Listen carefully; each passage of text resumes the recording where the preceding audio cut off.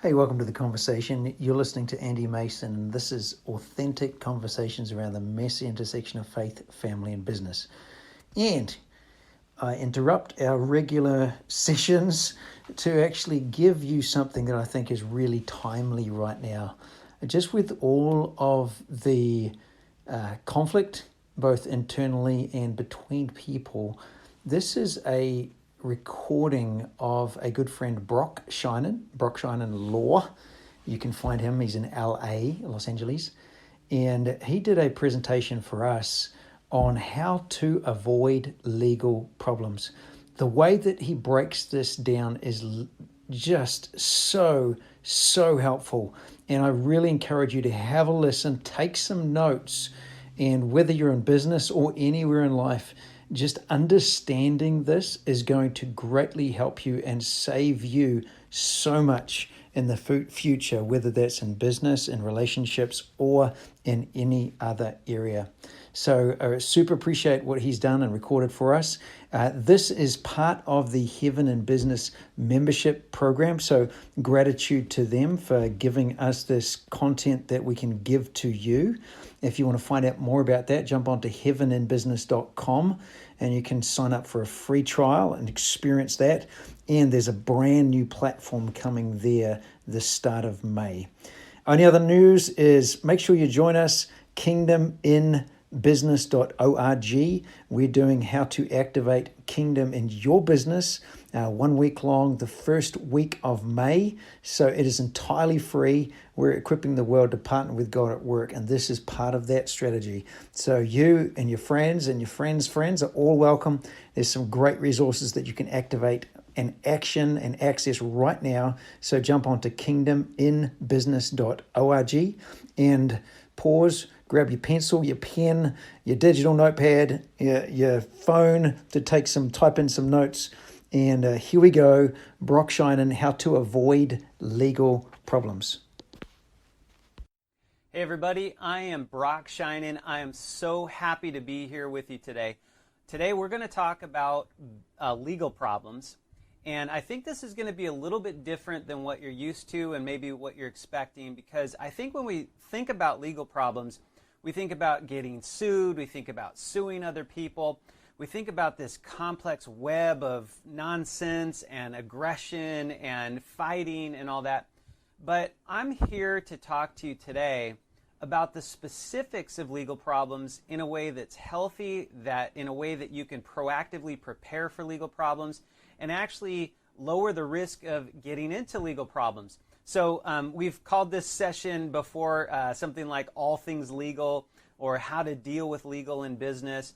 But really what we're going to talk about is how to understand legal problems and how to avoid them, and if you're in them, how to get out of them healthy, safely, kind of with the lowest risk and the lowest problems coming out of it. So we're going to jump right into this. We tend to think of legal as how do I stay out of trouble? But I'm going to tell you a little secret about legal problems.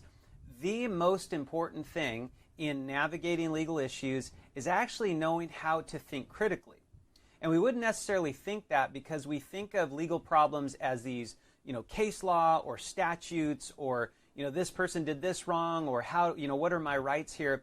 But instead, understanding legal problems and solving legal problems, the biggest and most important skill set that we need is critical thinking skills. So I want you to write that down because this is going to be a theme as we go through. So I'm going to help you understand a framework for understanding all legal problems. I know that sounds crazy, but we're actually going to do that. I'm going to give you a framework to understand all legal problems. Then we're going to talk about how to actually avoid them based on the areas where most problems, and by most, let's say 99% of all legal problems emerge from one of these very narrowly defined areas. So that's where we're going. Now, the other thing is, most of us naturally tend to believe that legal problems are solved by litigation or by threats of litigation, lawsuits. But actually, most legal problems are actually solved, and many times before they even happen, through relationship and negotiations. So we can even go back a step further and say that most legal problems are solved by knowledge And I know this may sound crazy because what we're doing is we're reverse engineering legal problems. And we could say that if you start with knowledge and understanding, wisdom and discernment, those sorts of things, you move forward and you have relationships and you're good at negotiating, you can actually avoid legal problems. I don't mean now that we've tangled, we have a way out. That's also true. But I mean we can actually reduce the risk of having legal problems in the first place when we develop our critical thinking skills. We have wisdom and knowledge, discernment, all those things going into the front end. And then as we get closer to potential legal problems, we weigh on relationship and negotiations. And then from there, we see litigation is sort of a last possibility, a last resort for us, especially as Christians. But even if we're not, it's sort of a last resort. It's time-consuming. It's expensive. Most people lose even when they win in litigation. We'll talk about that in a second. So we're going to switch gears now, and we're going to talk about the 4 buckets where most legal problems exist. Now, this may sound crazy because I think what we could do is we can dissect every single legal problem that you can come up with, that you've read in the news, that you've heard a case of, that you've heard another business going through. And actually, I think nearly every single one of them will fall into one of these buckets. So we're going to go one by one. We're going to talk a little bit about this. So number 1 is lies. Most legal problems, aside from the other 3, will fit into lies, that bucket. What is this? This is fraud. This is negligent misrepresentation. This is not telling the truth about a circumstance. So maybe somebody lied to you. Maybe they omitted a fact. So that's what we call an omission. They didn't tell you something that they should have told you. And if they had told you, you would have made a different decision. So when we understand this framework, what we're looking at is, if I can understand where most legal problems come from, then I can actually work backwards to figure out how to avoid them. So the first bucket that we're talking about is this lies, this fraud, this misrepresentation, and material omissions. Those are some of the legal terms you'll hear. But if you find yourself lying to people, if you find yourself giving semi-true advice, or maybe you're not proactively lying or giving semi-true advice, but you know that you're not telling something that you should, you're setting yourself up for a problem, a legal problem, with this bucket of lies, right? But also, that's the people that are dealing with you. Now, we're going to tell in a few minutes, I'm going to talk about how you can kind of avoid people and circumstances that may be lying to you or defrauding you, those types of things. But for now, we're just identifying the buckets that these legal problems tend to fit into, right? So we're going to start with lies. Number 2 is broken promises. So think about this.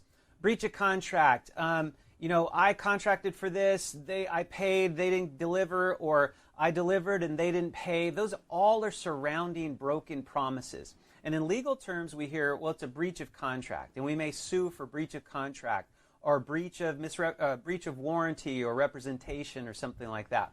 But in reality, these are broken promises. I say I'm going to do something that I don't do, or you tell me you're going to do something that you don't do. So whatever the nature is, if we're talking about what's in contract, if we're talking about just expectations in a transaction, we're talking about how one person is going to treat another person. Sometimes 2 people will get together to start a business and say, look, let's shake on it. This is how we're going to deal with each other.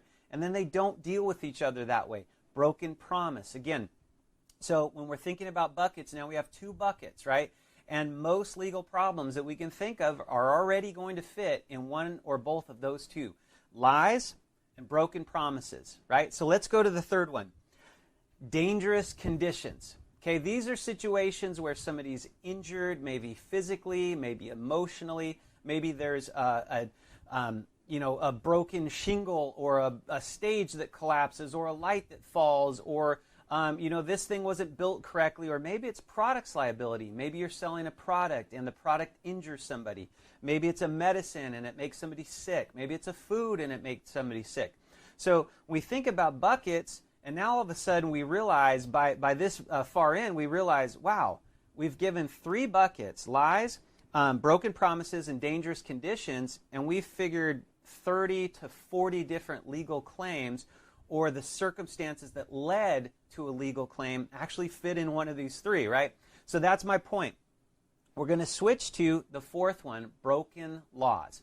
So this would be anything from wage and hour claims, defamation, copyright infringement, trademark infringement, a statute that says this is how you have to interact with a particular party to a transaction, and we actually break the law.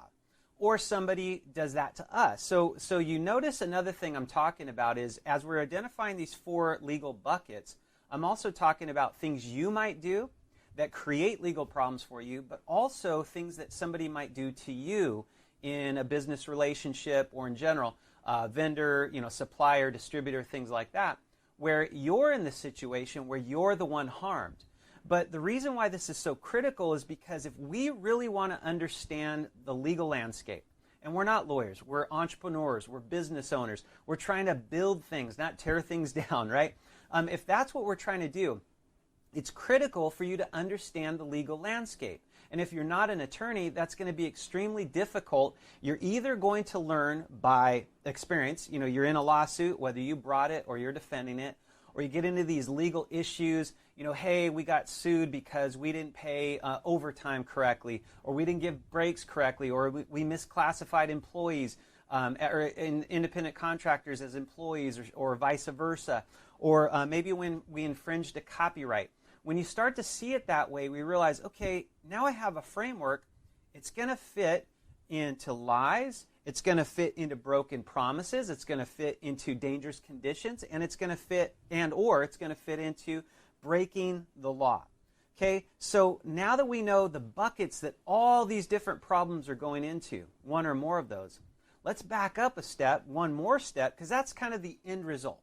Now we're in court or we're in a fight, right? We're in some sort of battle. Let's back up a step. What do we do to avoid getting into these buckets? I'm going to give you some very powerful tools to understand why we find ourselves in these buckets of legal problems and how to avoid it. Okay? So we're going to talk about 4 areas. These are absolutely critical areas, not just in understanding the areas, but how to approach thinking about these areas. And that's why I started with saying critical thinking is absolutely essential to understanding the legal landscape for business. So as I relay these to you, what I want you to do is be thinking about not only your current circumstances, but also as you move forward, how are you going to think differently about these issues that we're going to talk about? How are you going to change the way that you think about these circumstances, about people, about contracts, about distribution relationships or supply relationships or manufacturing relationships or employment relationships? That's where I want your wheels turning and say, how can I think about this different? So we know what the end bucket is. Now let's talk about how most of these problems wind up in one of those buckets. So we've moved a step backwards. We're going to talk about that now. The first one we're going to talk about is dangerous partnerships. Now, when I say partnerships, I use that term very loosely. This would be actual partnerships under the law. I start doing business with somebody else, one or more people. That's a partnership. When I say partnership, I don't mean that necessarily in the legal sense, because if I'm co-owning a corporation, I'm technically not a partner under the law. But that's kind of what I mean as well, because what I'm trying to do is give you a little bit broader strokes to give you more practical advice how to understand this framework. So dangerous partnerships would mean most of my problems falling into a bucket that's a lie, a bucket that's a broken promise, a bucket that's a broken law, a problem that's a dangerous conditions, will generate from one of these 4 areas. So the first one is a dangerous partnership. Who am I in business with? Who am I partnering with? Am I partnering with people that I know? Am I partnering with people that I trust?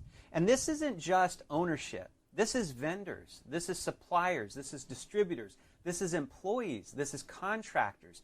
This is advisors. This is board members. This is anyone that you're in business relationship for any purpose. Have I aligned myself? Have I formed some sort of partnership that is dangerous? Now, what are some of the red flags? What are some of the tells of that? People that give misinformation. people that are constantly bad-mouthing others. And you say, well, if they're doing that, or they're trying to undermine other people or other businesses, or they're always doing stuff that's slightly past the line of ethics, right? And you feel like, well, hey, we're kind of on the cusp, or we're right on the edge, the razor-thin edge of this envelope, but you see them and you're like, man, they just go just over a touch. But you know it's okay because they're really good at what they do. Or I hear this all the time. They used to be on the board at Intel, or they were one of the first 10 Facebook employees, or things like that. I don't care who you are in partnership with. Anybody from any circumstance has the ability to be a bad partner. So what I want you to do is understand, first of all, bad partnerships lead to lies, lead to broken promises, lead to dangerous conditions. When you're working with people who are willing to not just push the envelope, but actually cross that line, they're willing to manipulate, they're willing to lie, of course it's inevitable that they will lie to you. Of course it's inevitable that at some point they're going to lie to a customer, even if they never lie to you. And that's how that thread starts to work. So really what I want you to start thinking about critically here is who am I aligned with? Who am I in partnership with? Who am I doing business with? And not just your owners, not just your employees, your vendors, your suppliers, all of those people. And also, we commonly forget, this is also people speaking into our lives. So this is mentors and board members and advisors. When you start to see the red flags, I want you to stop and say, am I forming a dangerous partnership? And if I am, is it likely to lead to a circumstance where I have a legal problem that's a lie or a broken promise or something like that? We're going to switch to the next one, and these are, again, critical thinking areas, and we're going to talk about unclear expectations, okay? Now, most everyone in business has experienced this in some way, shape, or form, where they've gone into business and they realize, we kind of talked about, we're going to do this contract, we're going to pay this amount for this, this frequency of delivery, or this product, or it's going to be a certain level of delivery of intellectual property. But when we look at it, we're like, I was kind of unclear on what I expected. I purchased a website. I hired a designer to deliver a website. I never thought they would use some third-party app that they just basically fill in the blanks. I thought they were going to somehow free-form code this thing, right?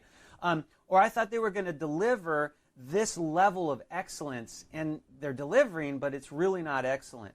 So what does that all boil down to, and what are we missing here? It's the lack or a very unclear expectations.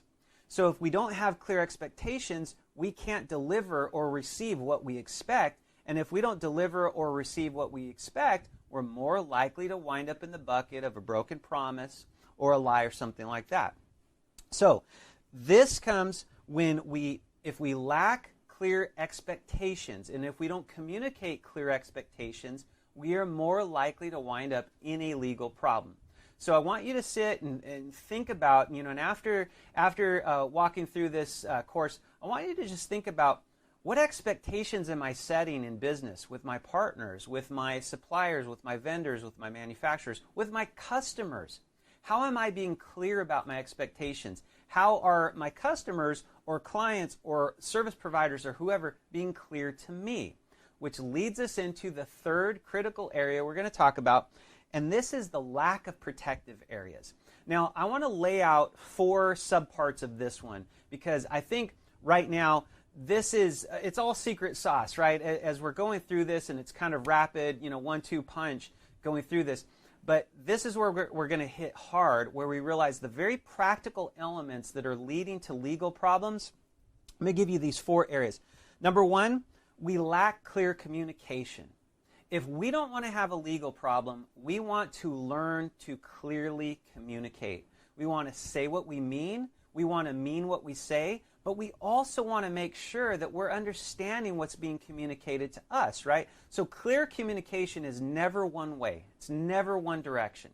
It's always both directions. It's always at least 2 directions, right? There and back. Sometimes we have intervening information that's being communicated. Sometimes there's a contractor here that's working with the supplier there, and so there's actually a triangle that's happening with communication. So we talk about clear communication. If you want to avoid legal problems, you have to hone this skill of clearly communicating, but also ensuring that when somebody communicates with you, it's crystal clear. Because what happens? Well, they didn't communicate very well, so my expectations were different. And all of a sudden, you see how all of this stuff starts to relate to each other. Missing pieces and fragments will cause legal problems. So that's number one within the protection layer scheme. Number two is the written documentation. Now, most legal problems, when we think about them, there's so many different ways we can assess legal issues and problems in business. But one of the areas that's so strikingly present and yet it's so easily resolved is to have written evidence. Now, the easiest way to understand this is a contract. Well, hey, we want to know what our expectations are. We want to communicate clearly. We want to make sure that no one's lying about what their promises are, so there won't be broken promises. Let's get it into a contract. And I absolutely agree. That is a key area to have sewn up, tightened up, a well-drafted contract that means what it says what it means, and covers the scope of the transaction. But here's the other thing. A lot of times we don't have the money for lawyers. We don't have the time to deal with contracts. We don't understand the dynamics. A lot of times we're dealing with people in business that we trust, and we feel it's offensive when we push for a contract. I'm not just talking about contracts. I'm also talking about the documentation that helps support your position in a transaction. Emails, text exchanges, messaging apps, whatever that is. WhatsApp. There's a lot of international deals that are actually developing through something like WhatsApp, and that's all evidence of what did we mean in this transaction? What did we expect leading up to this? So if you want to protect yourself from legal problems down the road, you have to back up and say, I'm going to clearly communicate. I'm going to make sure incoming communication is clear. I'm also going to develop a strategy around really well documented or documentation that's done well. Contracts, text, emails. I'm not saying I'm not going to talk on the phone, but what I'm going to do is always follow in some sort of documentation to say, hey, this is what I meant, or this is what I think you meant. Can we confirm? Now we have written documentation. When there is a potential dispute, we can say, look, is this really what we mean? Because the conversation going back and forth that's written down says this. And people are less likely to just blatantly lie and say, that's not what I said, when it's right in front of their face in writing.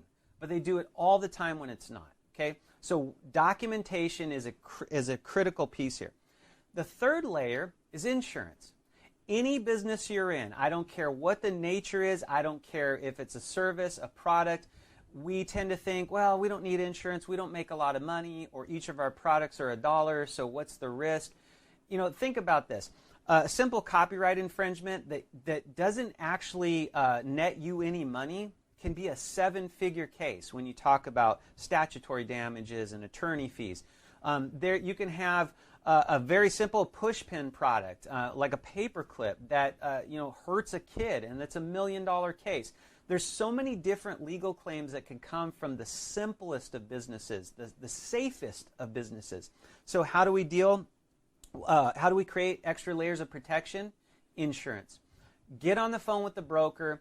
Go on Google if you don't know how to get a broker and say, insurance brokers, call a few, say this is what my business is doing. What do you think I need in terms of protection? Because that insurance is like an umbrella before it rains. Because no one wants to carry around an umbrella when it's bright and sunny outside. But the second there's a storm cloud and a drop, we all wish we had that umbrella. Insurance is that umbrella. Okay? Next one and final one is relationship maintenance. And what I mean by this is that a lot of legal problems develop because we focus on the front end and we work at the relationship and we get the contract and then we get going and we forget to maintain good relationship. Now remember, in the second part as we started talking, I said most legal problems can be avoided through relationship and negotiations, not litigation. See, when you maintain healthy relationships with your, quote, partners, people you're in business with, even your customers, if you're maintaining a relationship, it's very hard to look somebody in the face and turn around and sue them, right? So if you're developing relationships, you're maintaining relationships, you're much less likely to wind up in court. You're much less likely to wind up anywhere past, hey, we had a dispute, but we worked it out. So those are the 4 areas of protection layers that help us avoid landing in one of those buckets with the lawsuit, right? So now the 4th one, we often wind up in a legal problem because we're ignorant. Okay, I'm going to give you 3 areas of what I mean by this.